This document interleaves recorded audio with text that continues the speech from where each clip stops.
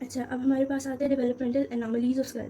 सबसे पहले अच्छा कुछ एनॉमलीज़ हैं, बहुत ज़्यादा एनॉमलीज़ हैं, लेकिन एनम्स के पॉइंट ऑफ व्यू से ये जो मैं बता रही हूँ इंपॉर्टेंट है। उनके एनोज में सिर्फ यही लिखी हुई थी, तो इनको अच्छी तरह से याद करना है। अब सबसे पहले आती है क्रेनियोशाइसिस। शाइसिस का वर्ड जहाँ भी होगा इसका मतलब होता है ओपनिंग। अब क्या होगा कि स्कल जब ओपन होगी तो क्रेनियल वॉल्ट प्रॉपर्ली फॉर्म नहीं होगी, ठीक है। Cranial vault fails to form, और जो ब्रेन टिश्यू है वो एमनियोटिक फ्लूइड से एक्सपोज हो जाता है, ठीक है। तो वो एमनियोटिक फ्लूइड से एक्सपोज होगा तो वो डीजेनरेट कर जाएगा। तो फिर इस कंडीशन को कहेंगे एनएनसेफेली। ठीक। अब एनएनसेफेली में क्या होता है कि अंडर डेवलप्ड स्कल होगी और अंडर डेवलप्ड ब्रेन होगा। अब क्रेनियोशाइसिस की आगे फर्दर 3 टाइप्स हैं, ठीक है। सबसे पहली टाइप है क्रेनियल मेनिंजोसील, इसको ऑक्सीपिटल मेनिंजोसील भी कहते हैं, ठीक है। दूसरी है meningoencephalocele, and third one is meningohydroencephalocele. Cranial meningocele में क्या होता है कि हमें पता है पोस्टीरियर फॉन्टेनेले क्या होता है। अब पोस्टीरियर फॉन्टेनेले में अगर डिफेक्ट आ जाए, डिफेक्ट इन पोस्टीरियर फॉन्टेनेले, तो क्या हो जाता है, मेनिंजेस जो होती हैं वो हर्निएट कर जाती हैं, मतलब बाहर की तरफ प्रोट्रूड कर देती हैं। तो इस कंडीशन को कहते हैं क्रेनियल मेनिंजोसील। अब ये देखें, अगर यहाँ पे पोस्टीरियर फॉन्टेनेले था और उसमें कोई डिफेक्ट आ गया तो ये मेनिंजेस बाहर की तरफ आ गई, ठीक है। मेनिंजेस ने हर्निएट कर दिए। अब सबसे पहले हमारे पास क्या होगा कि ड्यूरा मैटर होगा, ये ड्यूरा मैटर है, ठीक है। इसी के नीचे होगी एरेक्नॉइड मैटर, ठीक है, एरेक्नॉइड मैटर। और फिर देर इज लार्ज सब एरेक्नॉइड स्पेस, ठीक है। मतलब पहले जो सब एरेक्नॉइड स्पेस थी वो अब डायलेट हो गई है, ठीक है, डायलेटेड सब एरेक्नॉइड स्पेस। और फिर हमारे पास आ जाएगा पाया मैटर। अब मेनिंजियो एंसेफेलोसील में क्या होता है, मेनिंजियो एंसेफेलोसील में ये फोरामेन मैग्नम में डिफेक्ट की वजह से होता है, ठीक। अब इसमें क्या होता है कि मेनिंजेस तो बाहर की तरफ हर्निएट करेंगी, लेकिन साथ में ब्रेन टिश्यू भी हर्निएट करेगा, ठीक है, उसके साथ ब्रेन टिश्यू हर्निएट करेगा। तो अब क्या होगा कि जैसे ये है, ठीक है, तो इसमें अब ये ब्रेन का टिश्यू जैसे सेरेबेलम है ये भी साथ आ जाएगा, ठीक है, और यहाँ पे मेनिंजेस होंगी। अब मेनिंजियो हाइड्रोएंसेफेलोसील जो है इसमें क्या होगा कि ब्रेन टिश्यू के साथ साथ वेंट्रिकल्स भी हर्निएट करेंगे, ठीक है। जैसे कि ये है हमारे पास डिफेक्ट आया फोरामेन मैग्नम में, ये ब्रेन टिश्यू है, ठीक है। अब ये ब्रेन टिश्यू के साथ इसमें ये वेंट्रिकल्स ने भी हर्निएट किए, ठीक। अब मैं इनको रिवाइज कर देती हूँ। क्रेनियोशाइसिस होता है स्कल की ओपनिंग को कहते हैं। इसमें 3 तरह की आगे एनॉमलीज है। पहले है क्रेनियो मेनिंजोसील। क्रेनियल मेनिंजोसील को ऑक्सीपिटल मेनिंजोसील भी कहते हैं। इसमें है पोस्टीरियर फॉन्टेनेले में डिफेक्ट हो जाए तो क्या होता है कि मेनिंजेस हर्निएट कर जाती हैं और इसमें डायलेटेड सबएरेक्नॉइड स्पेस होती है। मेनिंजियो एंसेफेलोसील में क्या होता है कि फोरामेन मैग्नम में डिफेक्ट होता है और ब्रेन टिश्यू भी हर्निएट करता है along with meninges. And in meningio hydroencephalocele ventricles plus brain tissue plus meninges, choice of them herniates outwards. अब अगली कंडीशन है हमारे पास microcephaly. Under development of CNS is called microcephaly. इसमें क्या होगा, स्मॉल ब्रेन होता है और स्कल भी स्मॉल होता है, ठीक है। अब अगली एनॉमली आती है क्लीडोक्रेनियल डिसोस्टोसिस, ठीक है। क्लीडो जहाँ पे भी वर्ड हो वो उसका मतलब होता है क्लेविकल से रिलेटेड। अब क्लीडोक्रेनियल डिसोस्टोसिस क्या होता है कि हमारे पास डिलेड क्लोजर ऑफ फॉन्टेनेलिस। तो याद रखना है कि हमारे स्कल में टोटल 6 फॉन्टेनेलेज होते हैं, लेकिन ज़्यादा कॉमन होता है एंटीरियर फॉन्टेनेले और पोस्टीरियर फॉन्टेनेले, ठीक है। तो फॉन्टेनेलेज का जब डिलेड क्लोजर होगा तो उस कंडीशन को कहेंगे क्लीडोक्रेनियल डिसोस्टोसिस। अब जब क्लीडोक्रेनियल डिसोस्टोसिस होता है तो क्लेविकल्स एब्सेंट होती हैं इनमें, ठीक है। ऐसे पेशेंट में, ऐसे बच्चों में क्लेविकल्स एब्सेंट होंगी और इसमें क्या होगा कि सूचर्स की मिनरलाइजेशन भी डिक्रीज हो जाएगी। अब एक और है हमारे पास एनॉमली क्रेनियोसिनोस्टोसिस। इसमें क्या होता है, प्री मैच्योर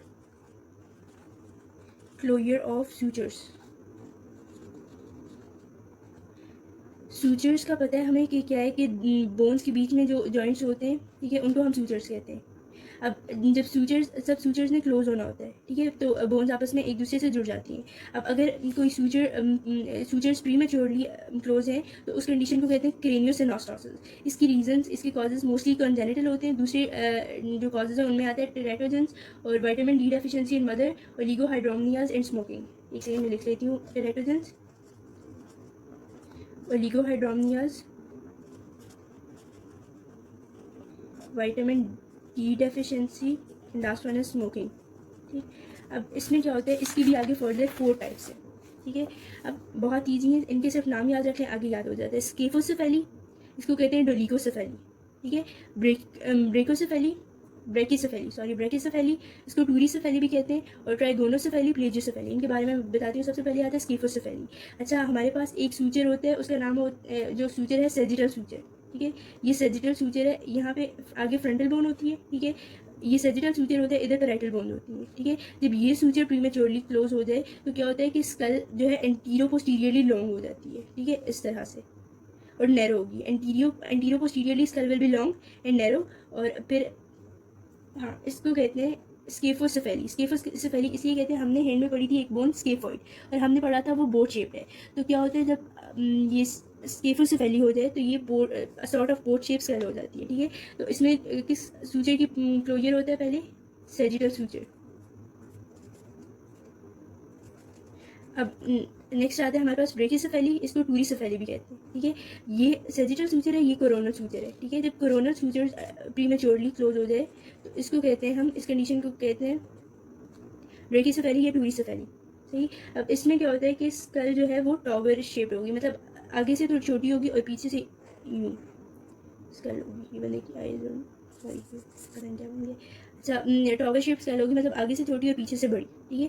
अब ट्राइगोनोसेफेली होती है कि प्रीमेच्योर क्लोजर ऑफ मेटोपिक सूचर। वैसे हम एडल्ट में पढ़ते हैं कि जो फ्रंटल बोन है वो एक ही होती है, लेकिन जब एम्ब्रियो की डेवलपमेंट हो रही होती है तो फ्रंटल बोन्स दो होती हैं, ठीक है। तो उनके दरमियान जो सूचर होता है उसको कहते हैं मेटोपिक सूचर। जब मेटोपिक सूचर उनका अर्ली क्लोजर हो जाए तो उस कंडीशन को कहते हैं ट्राइगोनोसेफेली, ठीक है। और फिर आती है प्लेजियोसेफेली। अच्छा, ये कोरोनल सूचर का पढ़ा था। कोरोनल सूचर अगर एक साइड पे, ठीक है, अगर कोरोनल सूचर सिर्फ राइट साइड पे, इस साइड पे या फिर लेफ्ट साइड पे अर्ली क्लोज हो जाए, प्रीमेच्योरली क्लोज हो जाए, तो इस कंडीशन को कहते हैं प्लेजियोसेफेली, ठीक है। तीन हमारे पास है, स्केफोसेफेली, ब्रेकिसेफेली, ट्राइगोनोसेफेली एंड प्लेजियोसेफेली। अब लास्ट एनॉमली आती है थैलेटोफोरिक डिस्प्लेजिया। इसमें क्या होता है कि सारे सूचर्स ही प्रीमेच्योरली क्लोज हो जाते हैं, ऑल सूचर्स क्लोज प्रीमेच्योरली।